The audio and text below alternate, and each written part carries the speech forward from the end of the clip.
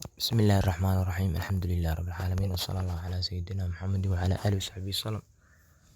dhamaan ardayda Soomaaliyeed kusoo dhawaada janaalka waxbarashada ee Ibre Solution.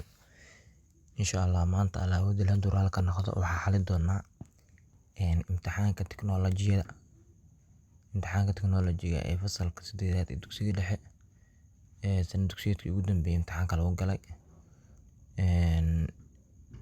arday qaybta koowaad waa goobo geli jawaabta saxda ah. waxaa saaran 70 dhibcood saaran. su-aasha koowaad waxay ku leedahay Microsoft Word waa barnaamij. ardayda jawaabta saxda waxay noqonaysaa waa xarafka ba oo ah qoraaleed. sidoo kale ardayda su-aasha labaad guud ahaan ilaha tamarta waa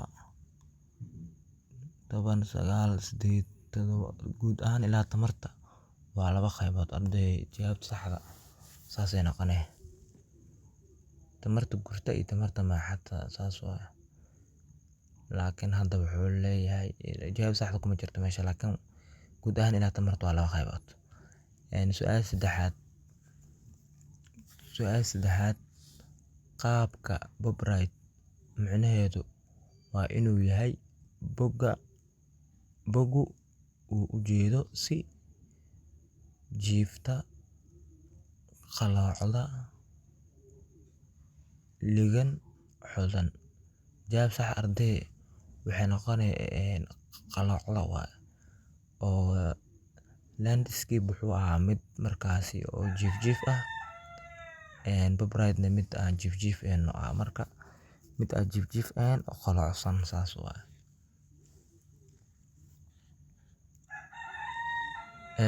su-aasha saddexaad waxay ku leedahay arday midda afraad aan iraade qoraalka taxan ama lambareysan waxaa loo isticmaali karaa in lagu muujiyo qoraalka taxan ama lambareysan waxaa loo isticmaali karaa in lagu muujiyo arday jawaabta saxda waxay noqonaysaa waa su-aasha afraad xarafka x oo ah ahmiyadda qoraalka. sidoo kale su-aasha shanaad waxay ku leedahay hababka xogta loo ilaaliyo waxaa ka mid ah arday jawaabta saxda waxay noqonee xarafka j oo ah afgarasho loo sameeyo.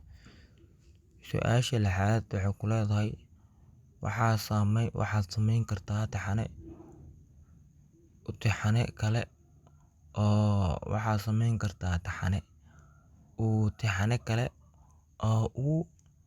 arday jawaabta saxda waxay noqonee xarafka t oo ah hoos yimaado. arday su-aasha toddobaad waxay ku leedahay guji carabka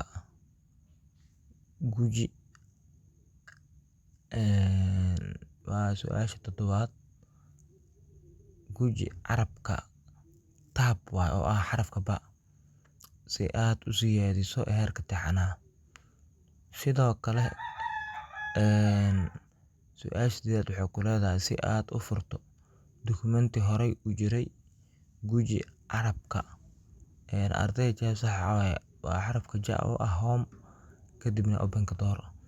su-aasha sagaalaad waxay ku leedahay xogta kombiyuutarka ku jirto waxa ay yeelan kartaa qaabab kala duwan sida jawaabta saxda waxay noqonee xarafka j oo ah sawiro. su-aasha tobanaad waxay ku leedahay arday xogtu waa macluumaad jawaabta saxda waxay noqonee arday xarafka ba oo ah xarafka x oo ah la shaandhaynin xarafka x waa. sidoo kale arday su-aasha 11aad waxay ku leedahay daruular waxaa loola jeedaa jawaabta waxay noqonee xarafka j oo ah mastarad. su-aasha 12aad waxay ku leedahay barnaamijyo aadan dalban oo iskood u fura waxa ay astaan u tahay in kombiyuutarka soo galay jawaabta saxda waxay noqonee xarafka t oo ah virus. su-aasha 13aad haddii aad xulato at least ama exactly fogaantu waxaa lagu cabiraa arday jawaabta saxda waxay noqonaysaa xarafka ba oo ah sadaro. Su'aasha kale xigta abritanad waxay ku leedahay isticmaal shortcut adiga oo kaashanayo sawirka si loo raadiyo qoraalka. Arday sida muuqato muuska wuxuu saaran yahay calaamadan uu saaran yahay oo find ah. Marka shortcut-ka adeegsanayna waxaa waaye arday waa control F waa xarafka ba ah. Sidoo kale su'aasha 15aad waxay ku leedahay amarada hoose kee baan ka mid ahayn amarada hoostaga file. Arday jawaabta waxay noqonaysaa waa xarafka ja oo ah home. Sidoo kale arday su'aasha 16aad waxay ku leedahay adiga oo kaashanayo sawirka hoos ka dooro amarka sumadaysan. Amarka sumadaysan arday hadaa fiirino wuxuu noqonayaa midkaan oo ah italic oo ah jiifka amarkaas sumadaysan. Marka jawaabta saxda waxay noqonay xarafka xa oo ah italic. Sidoo kale arday su'aasha 17aad waxay ku leedahay midaynta qoraalka waxa ay fududeysaa in jawaabta saxda waxay noqonaysaa xarafka ja oo ah isha akhristaha qabto. Su'aasha 18aad faylashii aad dhawaan furtay waxaad ka heli kartaa tixda lagu magacaabo arday xarafka ta ay noqonay jawaabta saxda oo ah recent document. Su'aasha 19aad afgarasho waa in ay ahaataa mid jawaabta saxda waxay noqonay gaar ah oo ah xarafka ba. Su'aasha 20aad renewable energy macnaheedu waa tamarta. Arday jawaabta waxay noqonaysaa xarafka ta oo maaxata. Faylasha emsword waxaa loo yaqaanaa arday jawaabta saxda waxay noqonaysaa xarafka ja oo ah dokumentiyo. Su'aasha 22aad isticmaalka shortcut adigoo kaashanayo sawirka dooro amarada iyo functionska u taagan ururinta ribbonka. Arday waxay noqonaysaa functionka u taagan ururinta ama qarinta ribbonka minimized ribbon control +F waa xarafka jawaabta saxda waxay noqonaysaa xarafka xa oo ah control +F. Sidoo kale 23aad waxay ku leedahay si aad dokumentigaaga ugu kaydisid nooca PDF guji buttonka file kadibna dooro arday jawaabta waxay noqonay xarafka ja oo save as. Kadib waa laga sii doortaa type-ka. 24 qaabka landscape macnaheedu waa in uu yahay boga uu u jeedo si jawaabta waxay noqonay ta oo ah jiifta. 25 waxaa waaye si aad u sameyso qoraal bilic iyo nidaam leh waxaa u baahan tahay in aad habayso fogaanta u dhaxaysa arday jawaabta saxda waxay noqonay su'aasha 25aad xarafka ba oo ah sadarada iyo faqradaha. Su'aasha 16aad waxay ku leedahay si aad u aragto muuqaalka ay yeelanayso warqadda aad daabacaysid guji file kadibna dooro arday jawaabta saxda waxay noqonay xarafka ta oo ah print. Su'aasha 27aad waxay ku leedahay waxaad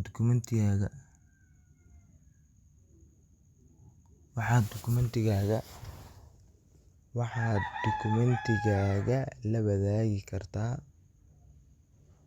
Su'aasha 27aad waxaad dukumentigaaga la wadaagi kartaa qof kasta oo isticmaala Word 2010 ama 2007 sababtoo ah waxaad isticmaaleysaan jawaab sax waxay noqonay xarafka J oo ah nidaam isku mid ah. Sidoo kale ardayda su'aasha 8aad iyadana waxay ku leedahay si aad u bedeshid xajmiga farta dooro qoraalka kadibna guji amarka oo ku jirto kooxda foontiga kadibna aad dooranaysid nooca farta aad rabtid. Ardayda jawaab sax waxay noqonaysaa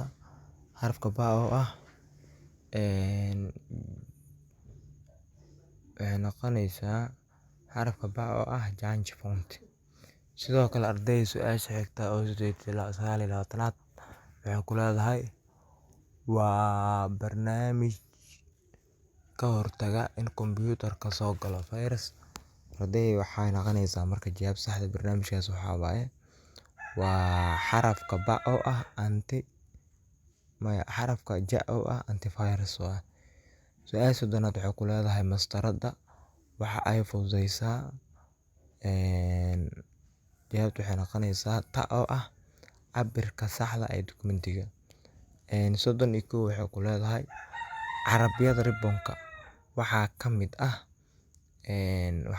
xarafka B ka mid ah. Sidoo kale ardayda su'aasha 32aad waxay ku leedahay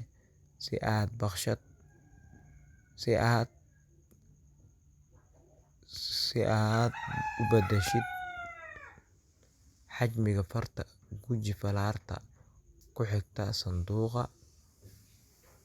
oo ah font size.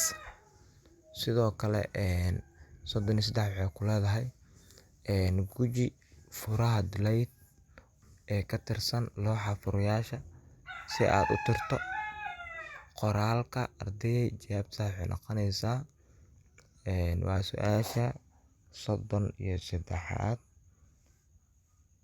waxay noqonaysaa jawaabta saxda ah xarafka T ay noqonaysaa.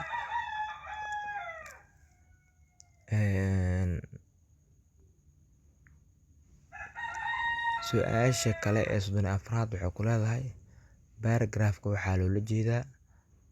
Ardayda jawaab sax waxay noqonaysaa xarafka X. Sidoo kale su'aasha 35aad waxay ku leedahay si loogu bedelo ilayska qoraxda danab waxaa la adeegsanayaa qalab loo yaqaano. Ardayda jawaab sax waxay noqonaysaa xarafka B. Sidoo kale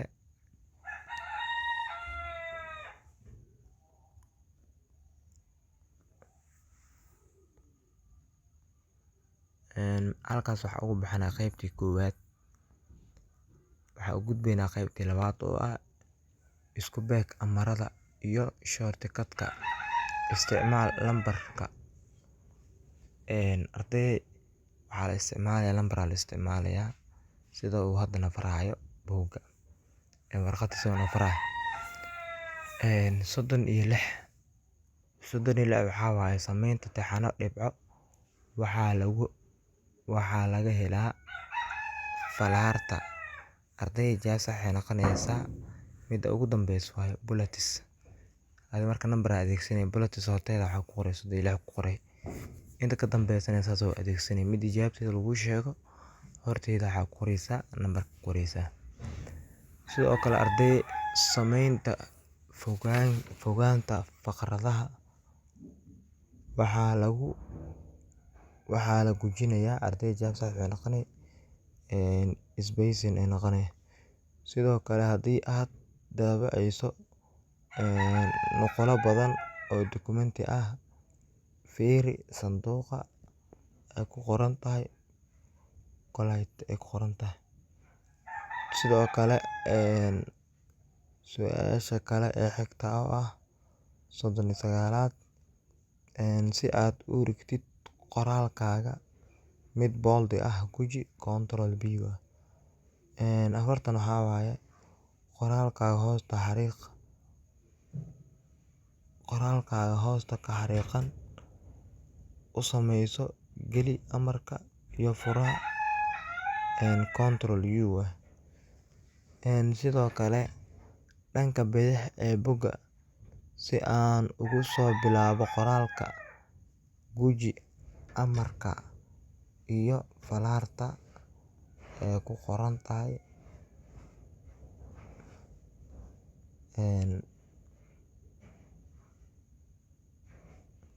waxaad taabaneysaa oo gujineysaa amarka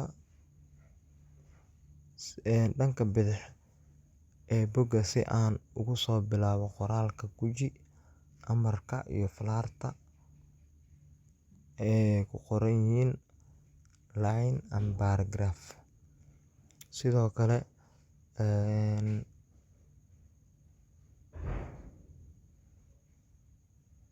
kale su'aasha xigta waxaa waaye si aad qoraalka u geysid dhanka midig ee warqadda guji Ctrl R. Si aad qoraalka u geysid dhexda warqadda guji Ctrl E waaye. Sidoo kale ardayey si aad u dhintid heerka taxanaha waxaad gujineysaa Shift iyo +Tab isla qabanay. Su'aasha 45 waxay ku leedahay si aan u bedelno heerka bogga dooro carabka page layout dooro. Arday waxaan soo gaarnay qaybtii ugu dambeysay oo ah ku buuxi meelaha bannaan. Waxaa ku buuxinay landscape, xeerar, dabar, tamarta, biyaha iyo nidaam. Midda ugu horeyso waa karti hor lagu qabto. Meesha waxaa ka maqan arday tamartu waa karti hor lagu qabto. 47 waxay ku leedahay haddii aad ka tagayso kombiyuutarkaaga dabar ama demi. Su'aasha kale oo 48 waxay ku leedahay qoraalku wuxuu leeyahay xeerar iyo nidaam waaye. Sidoo kale tamarta maaxata waxaa ka mid noqon karta tamarta biyaha. Su'aasha ugu dambeysa waxaa waaye si aad uga dhigto bogga mid u jeeda si jiif ah waxaad dooraneysaa landscape doorane. Hadda waxaan filayaa inaad garateen. Insha Allah asxaabteena la wadaaga channelka subscribe soo dhaha waa mahadsantiin.